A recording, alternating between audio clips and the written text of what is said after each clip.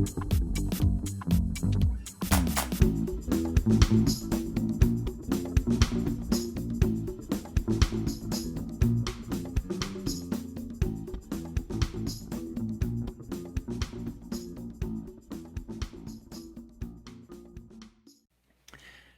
and salutations. Welcome to another episode of The Emerging Composer. I'm your host, Paige, and today we'll be doing Chapter 3 out of 5 on a series concerning the circle of fifths and how to use it to navigate the musical universe we live in. Today we're going to be discussing related major scales and minor scales, related major pentatonic and related minor pentatonic scales, and how we can use the circle of fifths to help us in all this stuff. So, before we move on though, I gotta do this little commercial break, and then we'll jump right into our next episode. All right, let's get this commercial out of the way. I can send you the workbook that goes with all 5 of these podcast episodes in this series for $12. All you have to do is email me and say, hey, I'd like that workbook. And I'll say, hey, here's my PayPal information. And you'll say, hey, let me email you, or let me send that $12 to your PayPal account. And I'll say, hey, I'll email this thing to you as soon as I get that money in the PayPal account. If you're watching an audio-only version of this podcast, then you'll really want this workbook because it's a pretty visually intensive podcast. And if you're just listening to it without having the benefit of watching it, like on this YouTube video, then you're going to want the workbook. All right? All that nonsense aside, let's jump into our lesson. Chapter 3, related major, minor, and pentatonic scales and chords. Would you believe me if I told you that every major chord comes from a major scale, right? C major chord, C major scale. Every minor chord comes from a minor scale? Well, I hope so, because it's true. For instance, A minor chord comes from an A minor scale. Here's a C major scale and an A minor scale. Did you notice anything in the above scales? Neither one of them has any sharps or flats. They both share the same key signature. They're related. They have the same parents, the key signature. In fact, A minor is often referred to as the related minor to C major. They're related. They have the same parents. They are related because they have the same parents, the key signature. Look at the next illustration where I overlay the C major scale and the A minor scale, and you'll see what I'm talking about. Both scales use the same notes, right? C goes from C to C, A goes from A to A, but they use the same notes. It's just in a different order. The C major scale will be happy, chirpy. A minor scale will be sad, or maybe a little mysterious, depending on how you like the sound. Every one of the 12 key signatures has a related major and a related minor scale. I've listed a few here. We got a C major scale, A major scale, E major scale, or G major scale, and the D major scale, and the related minor scales laid out like I did the C major scale here. And you can see that they both, the major and the minor scales, have the same parents. They're related. Now, if you want to figure out what the related minor scale of the given major scale is, it's easy. You just go to the 6th note of the major scale, and that's the note you start on for the related minor. For instance, C major scale, C, D, E, F, G, A, B, C, right? Go to the 6th note, C, D, E, F, G, A. Oh, A is the related minor scale. Go from A to A with the same key signature, and you've got the related minor scale. Now, you could also just say, let's go to the last note of the major scale, C, and go back 3, C, B, A. There's the beginning of your related minor scale. See how that works? Related major and minor, they have the same parents, the key signature. Now, there's one more scale we need to consider, and it's called the pentatonic scale. It's a very important scale in Western music, especially if you're a guitar player.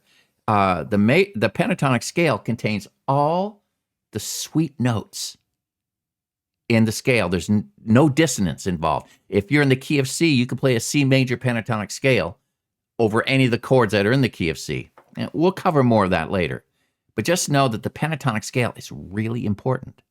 Well, you know how there's related major and minor scales?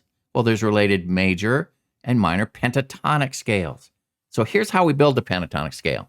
Penta means 5. Tonic, tone. So it's a 5-tone scale. We take the major scale and we get rid of the 4th and the 7th degree.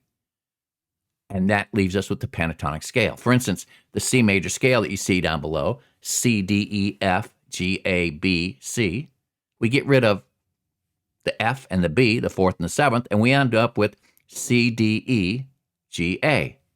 Now, this pentatonic scale is really, really, really important. In fact, some songs use just the plain scale, like My Girl.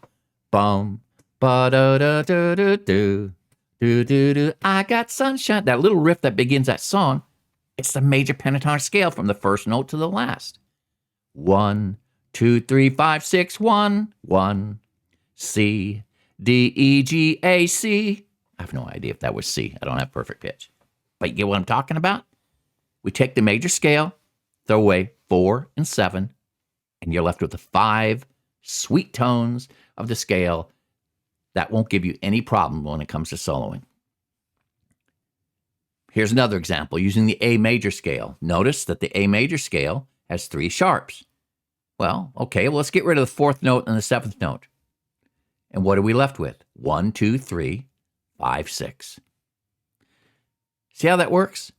So every major scale, get rid of the 4th note and the 7th note, and you end up with that scale's major pentatonic scale. Called major pentatonic because it comes from the major scale. Duh, that's not hard. Now, just as major and minor scales are related to each other, C to A, etc., there are related major pentatonic and minor pentatonic scales. So how do you know what does what? Well, for instance, we know the key of C. C is major and the related minor is A minor. Well, we got rid of the 4th and 5th note to give us a C major pentatonic scale, right? C, D, E, G, A, C, like you see here. All right, well, start that same scale, but start it on an A instead of a C and use the same sequence of notes. So now the A minor pentatonic scale, A, C, D, E, G, A, is the related minor pentatonic scale to the C major pentatonic scale. So C major scale, A minor scale, related. C major pentatonic scale, A minor pentatonic scale. C major pentatonic scale starts on a C and goes to C. Related A minor scale starts in A and goes to A. Same thing with the pentatonics. C major pentatonic, C, D, E, G, A. Related minor pentatonic, the A minor pentatonic, A, C, D, E, G. They use the same notes. They just start at different places. Now, can you add the related minor key or scale name to each major key or scale in the circle of fifths below? We know, for instance, C major scale's related minor is A minor. We've already covered that. The G major scale, the related minor scale, will be E minor. How can we figure out the rest of these? Well, remember, build the major scale first. Find the 6th note of that scale, and that's the first note of your related minor scale to that key. Now, why didn't I just list them here? Because I want you to write them out. Why? Because you need the practice. Eventually, the goal is you have all this stuff in your head, and you get this stuff in your head, and it stays there by practicing, doing it again and again. So draw the circle of fifths again. Do it again and again and again. Write out these scales. Find out what the related minor scale to each one of these major scales is. Cool? That brings us to the end of that chapter. Now, I know that's a lot of information, and I would heartily recommend that you just spend some time reviewing this short podcast, do the worksheets, practice drawing the major scales out, practice drawing the circle of fifths out, figure out these things. Here's an interesting concept. I tell all my music students, I do not want them memorizing the circle of fifths. I don't want them memorizing all the 12 major scales. I don't want them memorizing all the 12 related minor scales. I want them to figure it out each and every time they're required to. Here's what's going to happen. Eventually, you'll remember them all. But here's the difference between that and memorization. When you memorize something, it reminds me of when I was like in junior high or high school, and I'd have a test coming up. I'd cram really, really hard 2 or 3 days before the test to cram all this stuff into my brain and try to memorize as much as I could. And then as soon as the test was over, everything I memorized just went flying up my brain, and I couldn't tell you anything about anything. But when I spent time not memorizing, but learning it, doing everything I could to learn every aspect of whatever subject was I was learning, that stuff stays in my head. So don't memorize the circle of fifths. Do it. I guarantee you, if you were to take the next month and write down the circle of fifths a couple times a day when you have a few moments, I guarantee you by the end of the month, this stuff will be so firmly implanted in your head, you won't have to draw anything. You'll see it. All right? Okay, well, that's going to be enough for today. Chapter 4 is coming up. We're going to talk about how chords like to move. That's a cool subject. This is Mr. G. I'm out of here.